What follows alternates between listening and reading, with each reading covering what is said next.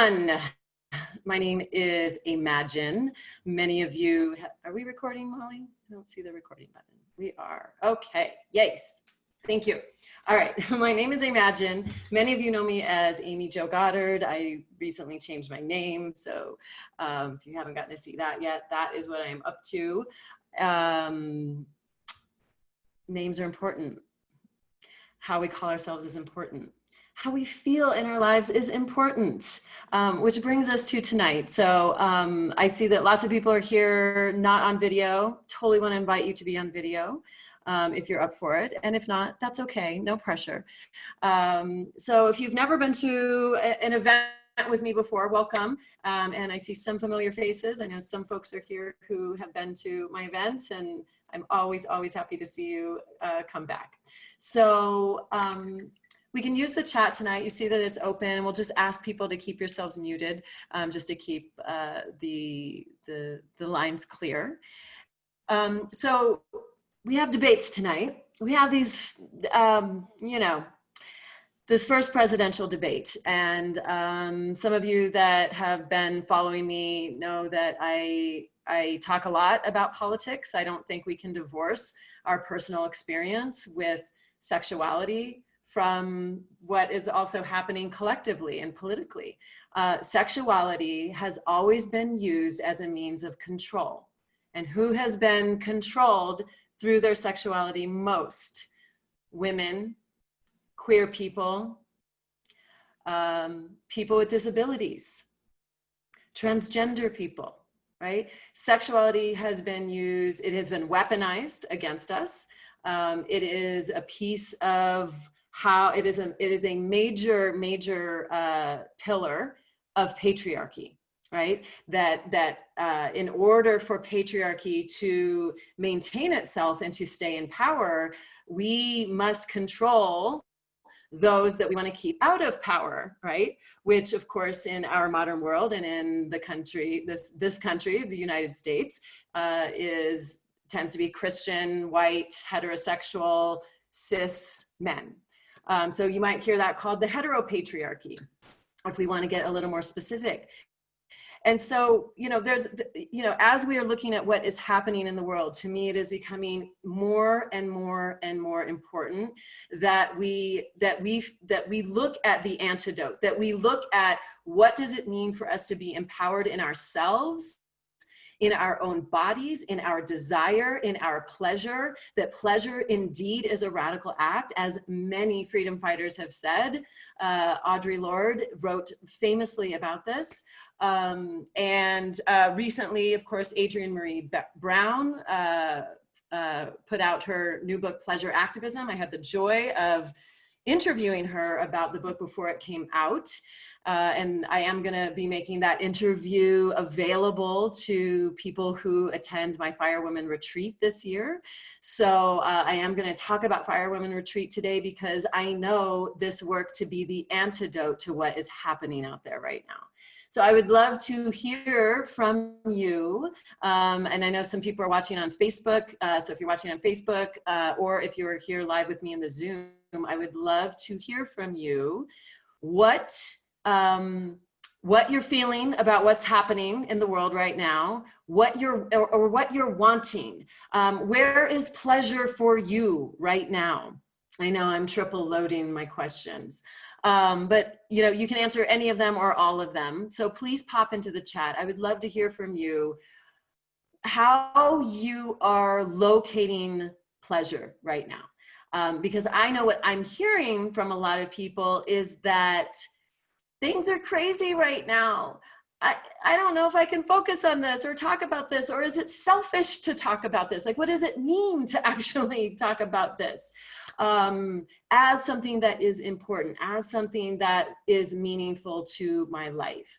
And having been an activist for as many years as I have and been in many different communities, I know one of the things that I see a lot is burnout, right? We burn out when we are out there rolling up our sleeves and really doing the hard work. And so I don't think we can afford not to take care of this part of ourselves and not to feel good. And so you know, more and more people are talking about that, and Adrian Marie Brown has certainly raised that dialogue in our culture through her book, which is also not just her own writing, it's a collection of a lot of people that have written about this. People have been talking about pleasure activism for a long time. A lot of activists out of the AIDS, HIV era really spoke about pleasure activism and the need for pleasure, and that they were not going to dismiss or denigrate or diminish their right to pleasure because of what was happening politically at that time. And so, so there have been many movements around this, and it's getting elevated in such a beautiful way right now. And it is more pertinent than ever, given what is happening in our culture and how much that gets taken away. And it's like, we're going to prevent you from having agency over your body. We're going to control your body. We're going to control what you can do with it. I mean, we are having battle after battle after battle about this, and it looks a lot of different ways. And it is consistently an underpinning of what it means to keep patriarchy in place. And so, am I going to be political tonight? Yes, I am political in my work. That's another thing I've been hearing lately. People will say things like, well, I don't want to get too political. And truly, everything is political. Whether you decide to speak about it that way or not, whether you decide to honor that there are political consequences for some folks, no matter what we're talking about. If we are anything that, you know, politics is really a combination of ideology and practices in terms of who has power, right? It's how is power concentrated? Who are we giving that to? And so when we really come into our own power in our bodies, our own pleasure, our own power of desire, when we decide that we're going to own that and nobody else is going to take it away from us, that is an antidote. That is important, and that is political. You know, the second wave feminists talked about how the personal is political, still political today. So we get to talk about these things. We get to talk about it in a way that is broader than, oh my gosh, I'm feeling bad because I want to have orgasms right now. And I don't think anyone should feel bad about wanting to have orgasms, because I think we all need a good orgasm right now. It's good for us. We know it's good for our bodies. It's good for our souls. It's good for our spirits. It's good for our health. It does a lot of things for us that is actually very powerful and helps us to be more effective in the world. But when we choose to, you know, I'm going to go out there and I'm going to be X, Y, or Z because I care about this cause, or I care about this work, or I'm going to be in service to this thing in my life. And if I am over here not taking care of myself, how much can I really be in service? That doesn't work. It doesn't work. So I'm seeing a few people popping messages in here. I would love to hear from more people. I know there's more people on this call. Thank you, those of you who are commenting here. Orgasms are getting me through 2020. Oh my gosh, I'm sure you are not the only one. Can I get an amen for that? Yes. Self-care is essential right now. I actually yelled about the whole issue of free choice for women to have the right to abortion, and the changes in the US now could set you back so far. Oh, Christine, who are you telling? I know. So Christine doesn't live in this country, but you know, yeah, so I see you live in Australia, and yeah, the rest of the world is watching what we're doing right now. You know, people are very aware of what we're doing right now. It's deep. So Denise says, during this time of societal upheaval, I'm seeking inward and doing more introspection to explore what feels good to me. The world is constantly changing, so I see this type of work as something that I can do in service to myself consistently. Beautiful. I love that. Thank you. Yeah, I think a lot of us have taken this opportunity, or maybe been forced to take the opportunity, however it came, that it is a time when we get to introspect and we get to really look at what is really important to me. You know, I mean, I've been asking this question, what is really important to me? And a lot of things are shifting for me as well. And I feel like people are reprioritizing things. You know, it's helping us to parse out what really isn't important and what does get to be centered in our lives as the thing that I'm going to give energy to, as the things that are important. If we are walking through our lives shut down, not allowing ourselves to feel, not having any fun, not having any play, not having any pleasure, we are missing the ride. We are missing it. We are not connecting the way we want to connect. You know, I think the things that people want more than anything, they want connection with other people. They want to feel a sense of community, whether it's a smaller community in a family or a larger community that you're a part of.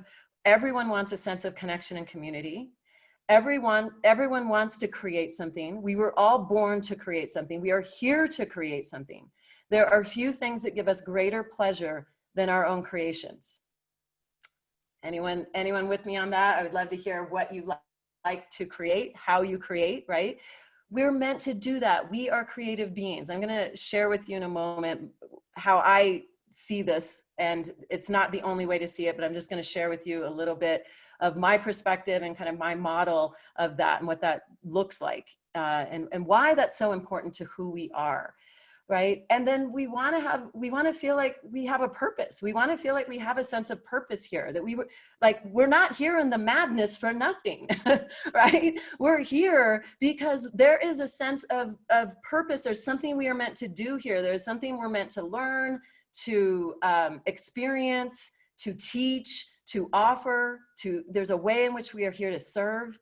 So it's like, what is the reason? What's the bigger reason? And so I think that what has been happening in this time of COVID is many of us are looking at those essential things.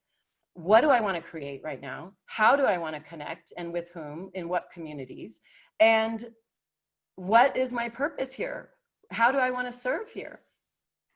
So, Deborah says, I am locating pleasure daily by looking at fear, shame, and humor, as well as giving myself erotic dances daily. I love it. I love it.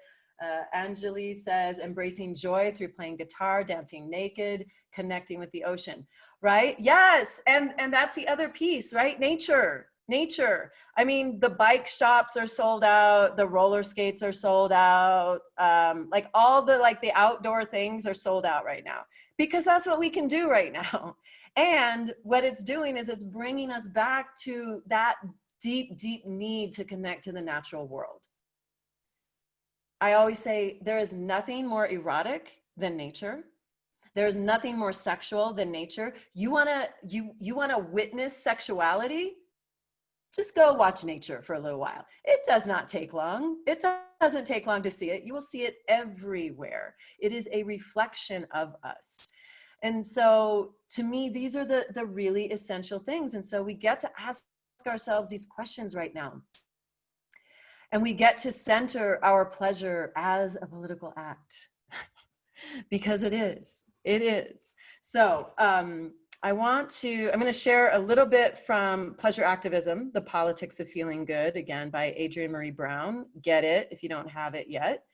So I'm just going to share with you how she defines pleasure activism. And then I want to talk to you a little bit about what I see as the core, why I see this as the core of who we are and why this is so incredibly important right now. And then what are we doing in the world right now? We'll talk about that, and we'll answer questions and have some discussion, all in an hour, because then we get to go watch the presidential debate and we get to give all the energy to all the right places. So what is pleasure activism? Pleasure is a feeling of happy satisfaction and enjoyment. Activism consists of efforts to promote, impede, or direct social, political, economic, or environmental reform or stasis with the desire to make improvements in society. Pleasure activism is the work we do to reclaim our whole, happy, and satisfiable selves from the impacts, delusions, and limitations of oppression and/or supremacy. Pleasure activism asserts that we all need and deserve pleasure, and that our social structures must reflect this. In this moment, we must prioritize the pleasure of those most impacted by oppression. Pleasure activists seek to understand and learn from the politics and power dynamics inside of everything that makes us feel good. This includes sex and the erotic, drugs, fashion, humor, passion work, connection, reading, cooking and/or eating, music, and other arts, and so much more. Pleasure activists believe that by tapping into the potential goodness in each of us, we can generate justice and liberation, growing a healing abundance where we have been socialized to believe only scarcity exists. Pleasure activism acts from an analysis that pleasure is a natural, safe, and liberated part of life. Let me say that part again. Pleasure activism acts from an analysis that pleasure is a natural, safe, and liberated part of life, and that we can offer each other tools and education to make sure sex, desire, drugs, connection, and other pleasures aren't life-threatening or harming, but life-enriching. Pleasure activism includes work and life lived in the realms of satisfaction, joy, and erotic aliveness that bring about social and political change. Ultimately, pleasure activism is us learning to make justice and liberation the most pleasurable experiences we can have on this planet. Yes, that's the gospel right there. That is the gospel. So in a time when we are experiencing so much upheaval and we are really uncovering like the layers and layers and layers of oppression, where things are surfacing that have not surfaced, where voices are being heard that have not been heard before, where more and more people are speaking out about racism and about the immense oppression that happens every day in the United States and certainly around the world. When we are in this time to think about the fact that the very fight for liberation is pleasurable, it must be pleasure inducing. How could it not be? Like, what is more pleasurable than our own freedom? Because at the end of the day, we all come into this world wanting our own freedom. And that is why so many people are willing to die for it. They are willing to put their lives on the line. They are willing to fight for it. And that is what we are looking at right now. And so what better time to be both thinking about the pleasure of that work, right? Of being a part of social change and political change, which is indeed happening. And tending to the garden of our own, our own pleasure, and making sure that we are nourishing ourselves so that we can then also continue that fight for liberation and to be a part of that liberation. So it is all of that. It is all of that. So I would love to hear any thoughts on that quote, or just anything that's coming up to you, for you, excuse me. Please do feel free to, as I said, use the chat. I love hearing from people here. Let's see. Yes, you are welcome. You are welcome. All right, so I'm going to share my screen for a minute. I want to just share a little bit about how I think about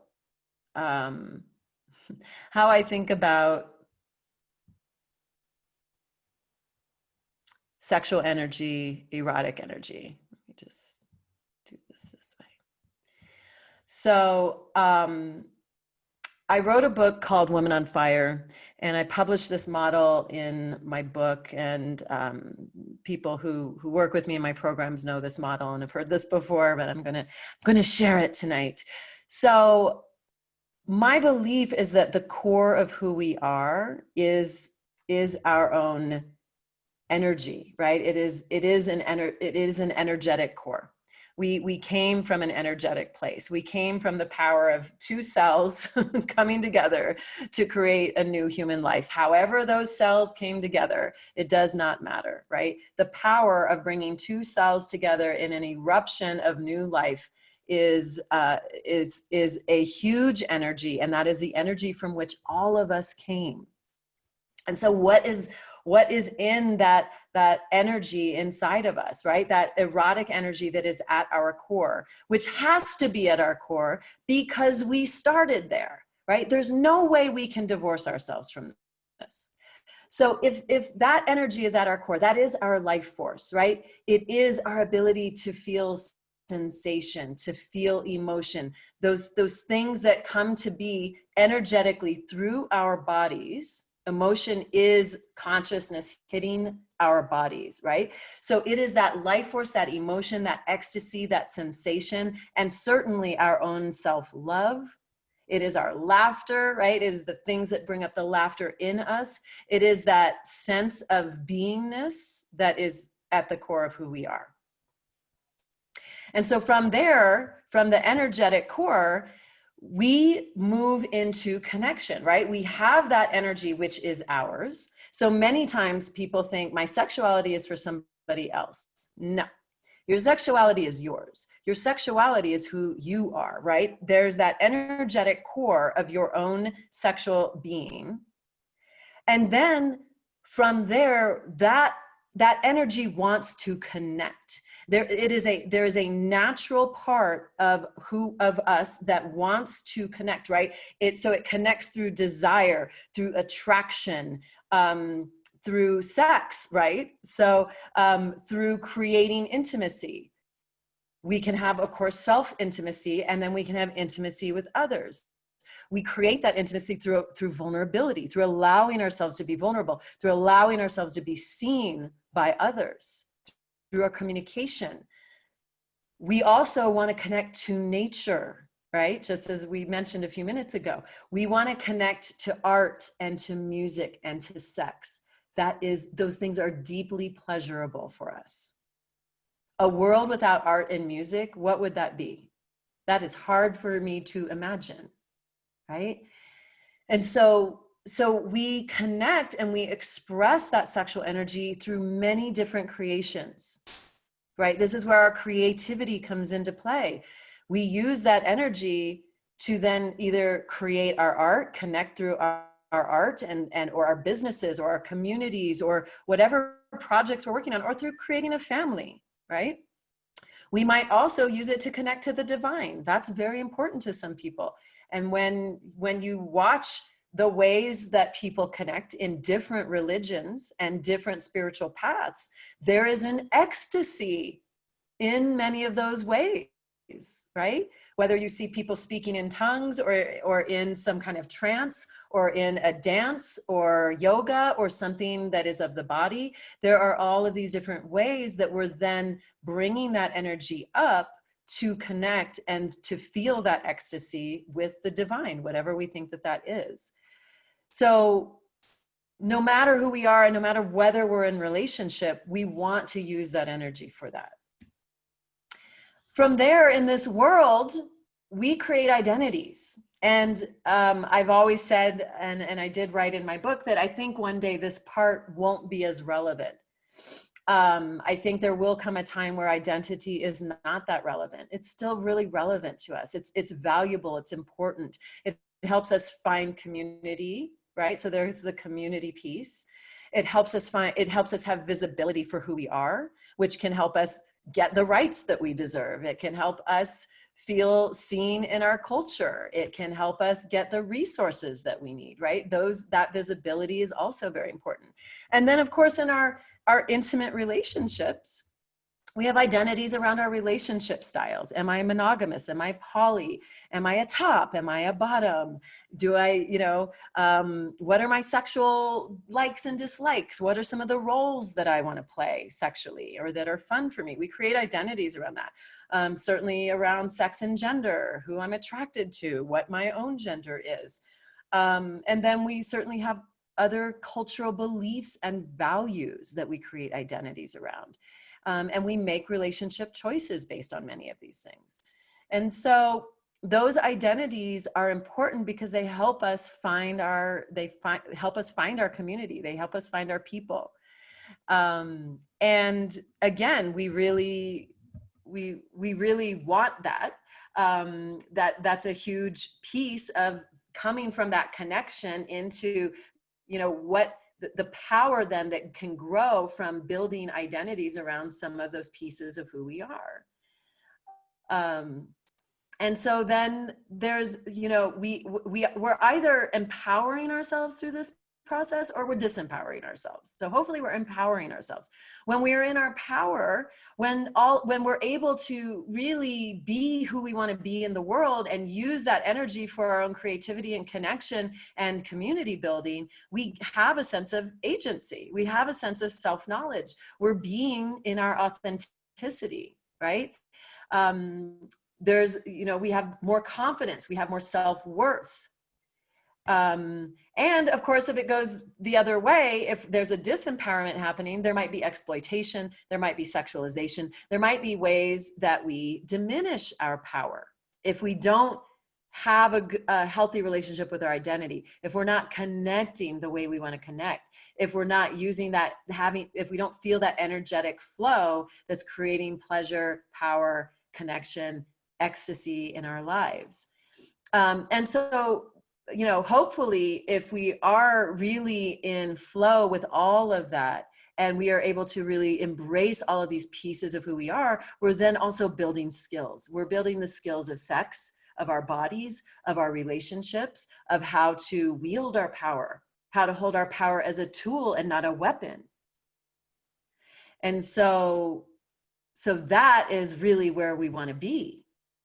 And so I like to think of this, you know, you can see there's this little two-way arrow here, because I like to think of this as, it's like a breath. It's literally like a breath, you know, it's as our energy moves into connection, identity, power, then also our power impacts identity, you know, it infuses our identity, it infuses our connections, it empowers the connections that we make in our lives, and it comes back and it gives back to us energetically, right? So it's literally, it's like a breath. It's constantly in flow. And so if there's pieces of this that are out of whack for us, then we're not going to be feeling as good. We're not going to be feeling that we're in our full power. We're not going to know how to wield that power or how to stand in it or how to use our voices. We're not going to be creating the relationships that we really want to create.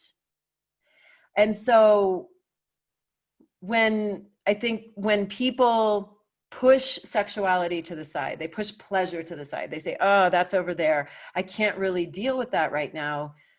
This is kind of the whole kibosh that we're saying I'm not dealing with right now. So we can't really afford to do that. And I don't think we can afford to do that, whether it's COVID or any other time. We get to prioritize this piece of ourselves because it's a core part of who we are. We cannot remove this from who we are. There are people who try. There are people who try. And then what happens is that they're cutting off their own power, and they're actually cutting off their own experience of their life and of the world. Because when we are in full agency and we're in full flow with this core energy of sexuality, which is in us, it imbues every part of our life, right? And so it's like just feeling the wind and the breeze through the trees on your skin can be an erotic act. You know, those erotic acts can happen all day long. I love the examples that Anjali gave a moment ago, right? Dancing naked, playing guitar, like doing those things that literally erupt and build that internal sexual energy that is in us. Those things nourish that energy. And so I think what happens is many of us are not nourishing that energy. We're depleted. We don't know, we don't know how to regenerate. And so then that's where we end up seeing the burnout. So again, back to, why is pleasure important? Why does it get to be a part of, like, an integral part of our activism and of how we show up in the world and of how we contribute? This is it. We can't divorce ourselves from it. And to do so is to not experience the fullness of who we are and of life. I'm just going to stop my share and pause Were you not able to see my slides, Molly? I didn't see you moving through them, if that was. Okay, I wish you would have said something because I would have fixed it. I was definitely moving through them all. Huh. Okay. I don't know why I didn't. So interrupt me next time because I'm not looking at the chat. Okay, let Oh, me bring okay. them back. Sorry, y'all. That's very strange. Yeah, I don't know why I didn't do it. I share on Zoom almost every day. Let's try this a different way. All right. All right, so you all got this one. Sorry, y'all. Thought I was. Okay. Oh my gosh. All right. So this is what the model looks like, right? So energy to connection to all of the things that we connect with, through, and from, to identity. You seeing it now? Okay. To identity, all of those things I talked about that we create identities around. To power. And so then it looks like this. So the energetic core, we move into that circle of connection, we move into identity, we move into power, we expand ourselves, right? We expand ourselves beyond just the self, we expand ourselves in many different ways. And so the arrow I was talking about is just this guy here, right? That there's whoops, that there's a constant communication happening. There's a constant movement happening between these things.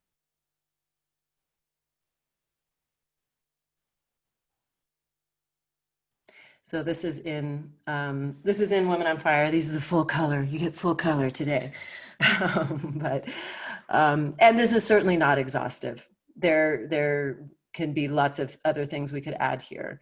And I don't pretend that this is the only way to look at it. This is the way I see it. I've been teaching for about 25 years, and it is the way I have come to see the power of sexuality and of that energy within us. And just watching so many people over the course of my career try to separate or have these false judgments about this part of themselves that is so core and so important. It really got me thinking, well, how is this working in us? And what I know is if we came from that energy of eros, right? Of that like combustion of new life, which is the most creative thing you can do, right? I don't have kids, so this isn't about me promoting like having children, right? But like, what's more creative than two little itty bitty cells creating a new life? That is pretty damn creative. So if we can create from that place, then, you know, there's no way that's not at the core of who we are. And that desire to create isn't going to be there. It has to be. We can't be divorced from that. We came from that. And so whether you choose to have babies or whether you choose to use that energy to make your art, to make your music, to create communities, to make businesses, to make dinner, to cook in the kitchen, to, you know, whatever it is you're using it for, your writing, whatever your creative, whatever gives you that creative juice, that's all coming from that place. Okay. All right. Denise says, I see it as an integration. Would that be correct? Yeah, I think it is. You know, hopefully we are integrating all of that into ourselves. And when we're not, then yeah, what happens to it, right? Because it doesn't just like go away, you know. And one of the things, you know, people will come to me because of my book, Women on Fire. They'll say, I think my fire went out. My fire's gone. It went out. Your fire can't go out. It can't go out, or you wouldn't be here, right? So that fire is in you. Sometimes it can feel like it's down to an ember, right? Barely burning, and we need to go in there and like you know, we need to go in there and like give it some energy, give it some oxygen, get the airflow happening. You know, it's there. And so no matter what age we are, you know, sometimes women will come in their 60s, 70s and say, I don't know, I think my fire's gone out, or I think it's too late for me. No, it's never too late for us. It's never too late. And in fact, that's when we sometimes create our greatest works. We know that in the last third of life, people tend to create their greatest works. So let that also be inspiring for all of us. There's lots to look forward to. If I can't dance, I ain't going to be in your revolution. It's something like that. All of the, said Emma Goldman, you know, all of the reports of that are like, well, we don't know exactly what Emma said, but it was something like that. Yep. So yeah, it's, you know, it is about like, how do I integrate my ability to love, my ability to feel good, my desire to create, my instinct and impulse to connect. Like, how do I integrate all of that? And how do I have it bring me to a place where I feel powerful and liberated and free, which is what all living things want. There's no living thing that doesn't have a deep desire for that. How do I have me feel that way? And how do I have it keep my life in that place of liberation, right? Because when we come into that power, that holistic place of I am embracing all of who I am, I'm not trying to shut it down. I'm not trying to put it over there. I'm not trying to make it about somebody else, right? I might choose to share it with somebody else and have a really good time and have all kinds of good pleasure and yumminess. But at the end of the day, it's me. It's mine. You know, and so part of it is also getting away from this idea and getting out of this model of sexual ownership, of thinking that we control and we own other people because we're in relationship with them, right? So I think, you know, and we're seeing this right now too. There's really like this almost renaissance happening around how we do relationships right now. People are asking a lot of questions about that. How do we do a more open model of relationships? Or how do, you know, or if we choose to be monogamous, but we don't want to do it from this place of like, I own you. We want to do it from a place of freedom. How do we come together in a relationship from that place of freedom? Because if we're not doing relationship from a place of freedom, then what are we doing there? There's obviously a big lesson for us to learn about our own power. And of course, relationships come to teach us those things. You know, a lot of times when people show up in this work, they show up because their relationship is in total breakdown. And they realize they're not having joy in their relationship. They're not feeling connected. They're not feeling creative in their relationship anymore. You know, and so that's a wake-up call for us, because our relationships reflect what is happening inside of us. And if we are not at a 10 with ourselves, we can't create a 10 in our relationship. And if you're at a 6 with yourself, your partner can only be at a 6. The relationship can only be at a 6. They might be at a higher place with themselves, but you're bringing them down in the relationship, right? The relationship can't go beyond the lowest common denominator, right? So if one person is showing up at a 6 and one person is showing up at a 9, the relationship is a 6. So who we are and what we are doing with our internal relationship is reflecting in our relationships outside. And if you're bringing your partner down to a 6 or a 5 or a 4 or wherever you are, you got some nonsense to look at and to stop, right? You've got some work to do. We should be uplifting each other, right? We should be like, yes, tens in every part of life, 10s in every relationship. But that starts with having a 10 right here. And you can't have a 10 if you're shutting down some huge part of who you are. So with that, I want to pause. I want to see if there are thoughts or questions. People are welcome to unmute if you have thoughts or questions you'd like to share. You can also use the chat. What's landing for you, or what do you want to add to this conversation?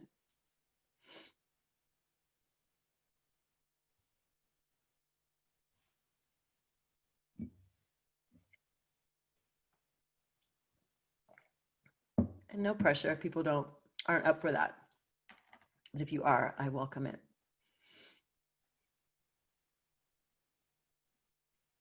Okay.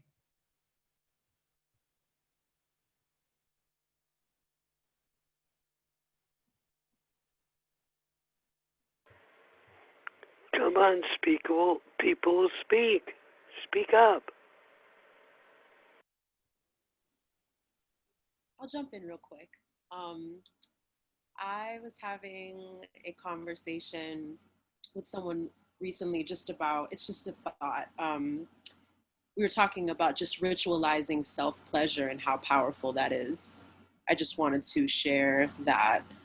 I think self-pleasure is obviously something that can be incredibly fulfilling, but I think like creating an entire ritual around it, I think can be really transformative. I just wanted to say that. Thank you. Yeah, I think too often, and I'm guilty of this too often, it's easy for it to just be like maintenance, right? It's like, okay, let me just get off and move on with my day, right? Because I don't have time for that. And, that's okay sometimes. That's okay sometimes, if like, whatever, it can serve many different things. But what you're talking about, Anjali, like when we really take the time to seduce ourselves and to light the candles and romance ourselves and like whatever it is that makes us feel good, to put on the music that feels good for us, to engage all of our senses with ourselves, it is very, very beautiful. So many things can open up. I'm a huge ritualist, and one of the things that I ask women in my program to do is have a master date with themselves. And I also wrote about this in the book.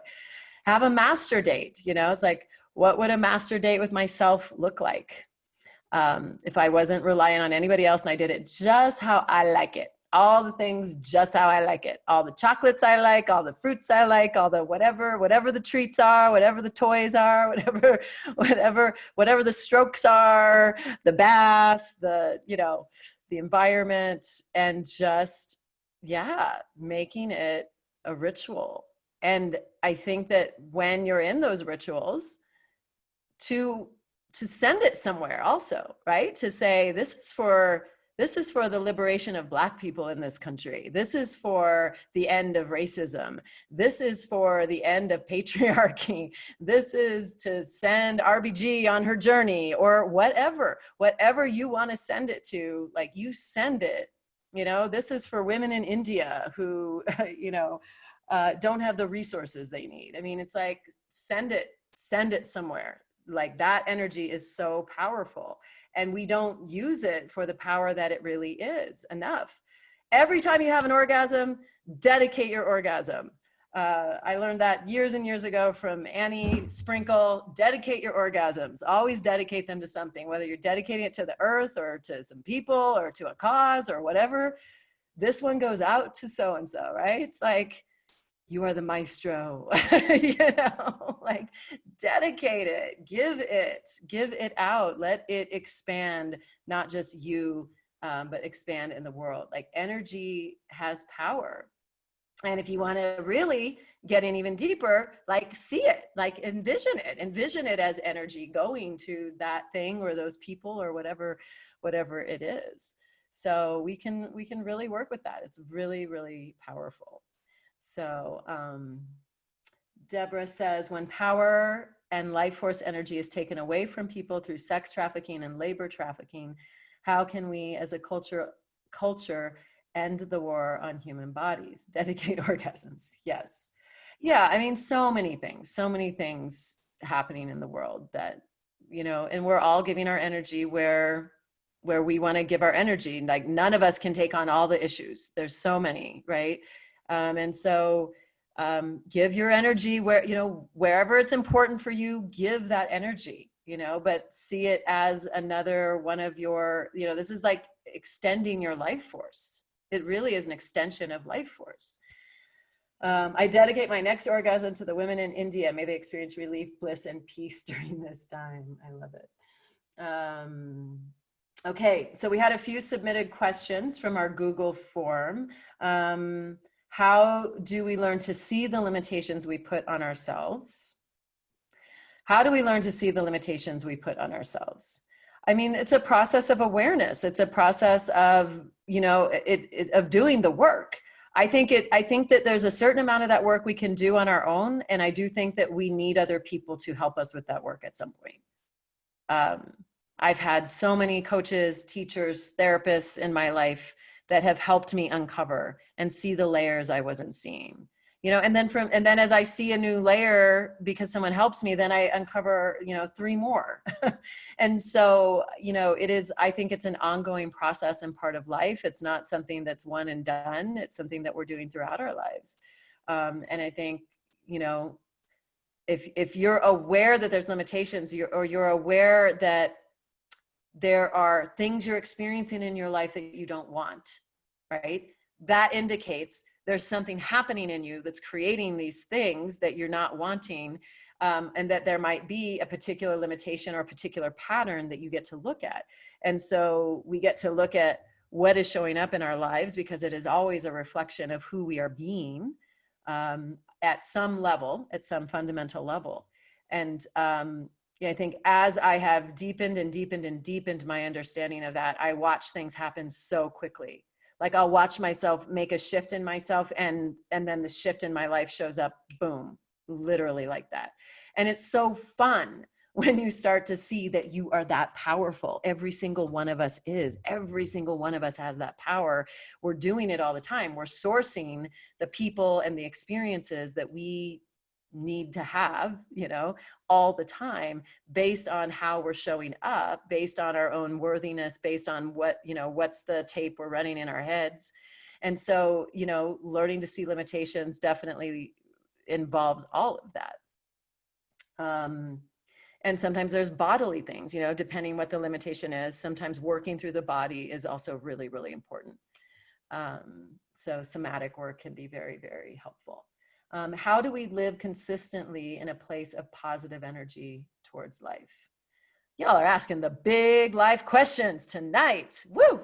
How do we live consistently in a place of positive energy towards life? Well, I ask all of you, what are some of your tricks? What are some of the things you do that keeps you positive? You know, I mean, I know for me, it is understanding that there's a bigger picture, you know? I mean, it's like, I mean, my birthday is November 9th. November 9th, 2016 was a very sad, sad day for most people I know. It was the day after the election. And so, you know, I had my pity party. I cried in the bathtub all day that day. I mean, I think a lot of us did. I think there've been many dark times since then. And I think it could be really easy to fall into the horrificness of it, and that doesn't mean we don't see the things that are wrong and that we don't feel the pain of the things that are happening that are painful, because there are some seriously painful things happening. And I know the thing that has helped me through this whole thing is looking at the big picture of, for Cheeto to be put into, and I'm, you know, if it offends people, this probably isn't the place for you, because I don't call him by name. For someone like that to be put into the highest office in the country, y'all laughing at me, for him to be put in the highest office of the country, it's so absurd. I mean, it's literally it's so absurd that someone like that would be given the power he has been given. And it was taken, to be very clear. Like, it was taken. It was not, you know, it was not earned. It was not won. For that to happen, there's a bigger picture that's at work. And so what we've gotten to see over these last years is it has it has just accelerated. Let's just bring all the shit out. Let's really get very clear what we're looking at and what we're working with, so that we now can strategize and do the work in a very different way. And so, you know, I think for me, it is often going back to that bigger picture, and knowing that liberation and truth, like, it doesn't happen overnight, right? Freedom doesn't just like show up like that. It comes, you know, sometimes through centuries of work in many parts of this world. You know, there's so many parts of the world that don't even have the freedoms that we have in this country. And so, so it is the long game, and which is why, back to pleasure, why we need to make it sustainable for us. Because if we just allow the horrible things in the world to just flatten us, how would we survive? It would not be fun. We've got to have fun along the way. We've got to enjoy every little moment of liberation, every win, every little thing that we're like, oh my gosh, this thing happened, amazing, celebrate it. Let's have an orgasm for that. You know? Let's see, how do I make my male partner feel pleasure? Well, that is a whole other workshop. That is definitely a workshop in and of itself. So many ways to make your male partner feel pleasure. I would need a little more information to answer that question effectively in the few minutes that we have here. My first book, Lesbian Sex Secrets for Men, highly recommend it. It's all about that. All about that connection between men and women. Lots of amazing educators have written really fabulous books and are teaching online. So lots of good things. Also, if you want to come to Firewoman Retreat, we're actually going to teach you some of those skills at Firewoman Retreat. So I do want to mention that Firewoman Retreat is coming up October 22nd through the 25th.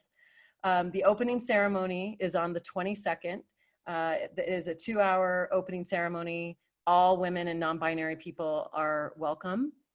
And then it is a full 3 days, Friday, Saturday, and Sunday in October. We are intentionally doing it 2 weeks before the election, because we get to hone the power, the pleasure, the juice, the ecstasy, all of that energy of the people that are going to be there. And we get to send it out for good in the world and to see the outcomes that we want to have. And I am very, very serious about that. So it is part experiential work, deep experiential work. So for the person that asked, how do we learn to see limitations? There will be some really powerful work there to help you see some of that. It is a lot of play. We are doing the sexual archetype ritual this time. We did not do it in May. We had over 100 attendees in May. It was a fantastic retreat in May. And I really missed not doing the sexual archetype ritual. So we are bringing that to this one.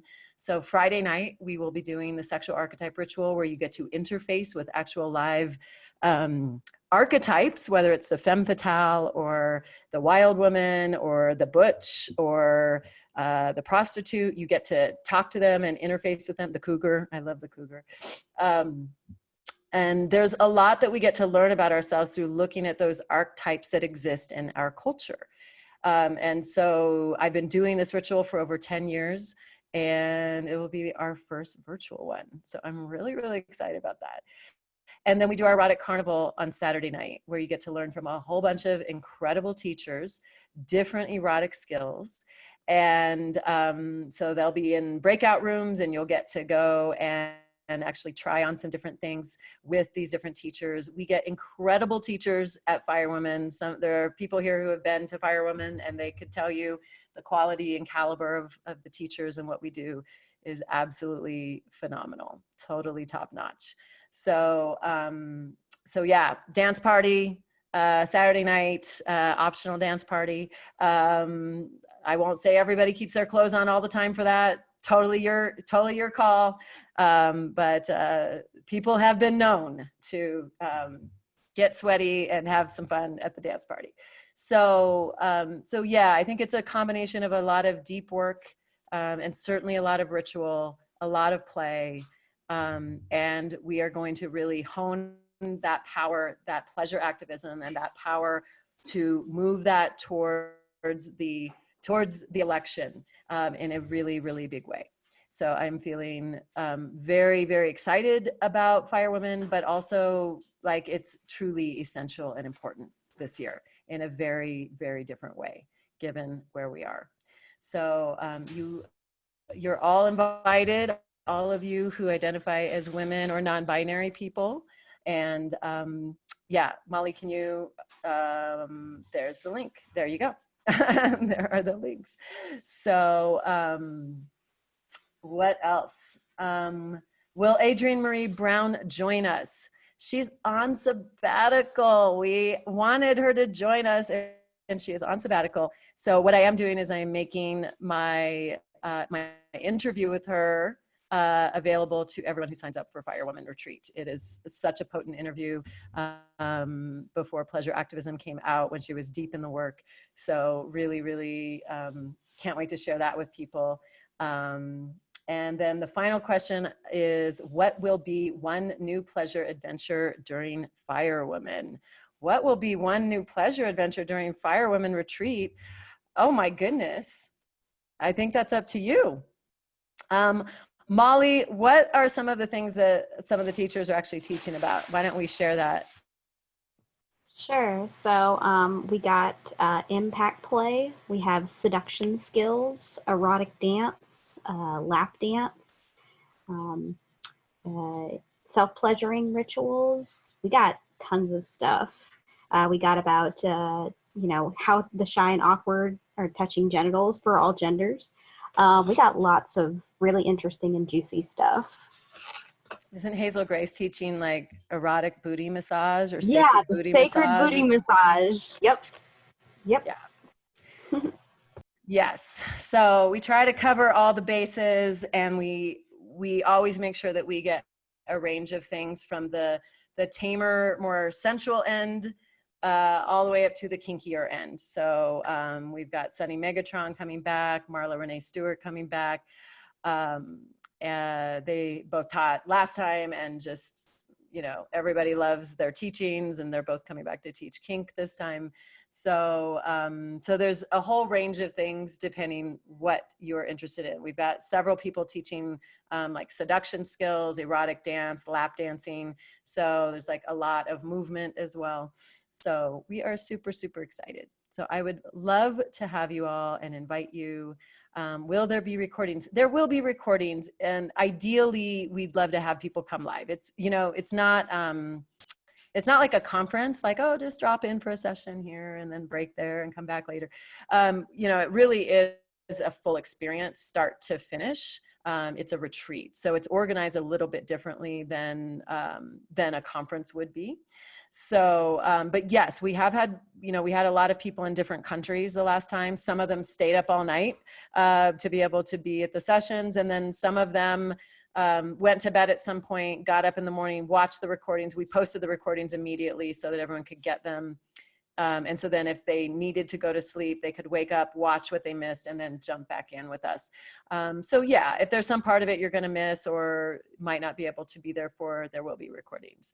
And also people just like to go back and get to see all the erotic teachings and things, because sometimes you need to see it a second time, or there may have been a session that you missed and you heard was really hot and you want to check out.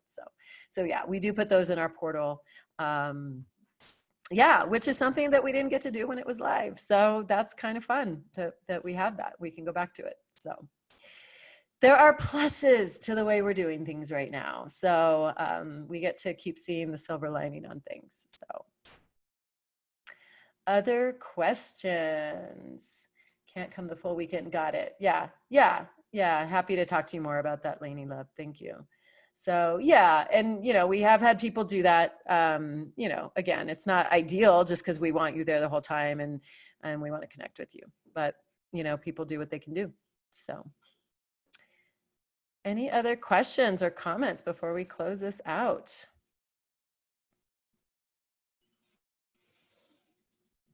So your mission, should you choose to accept it, go have an orgasm for a cause you care about in the next 24 hours.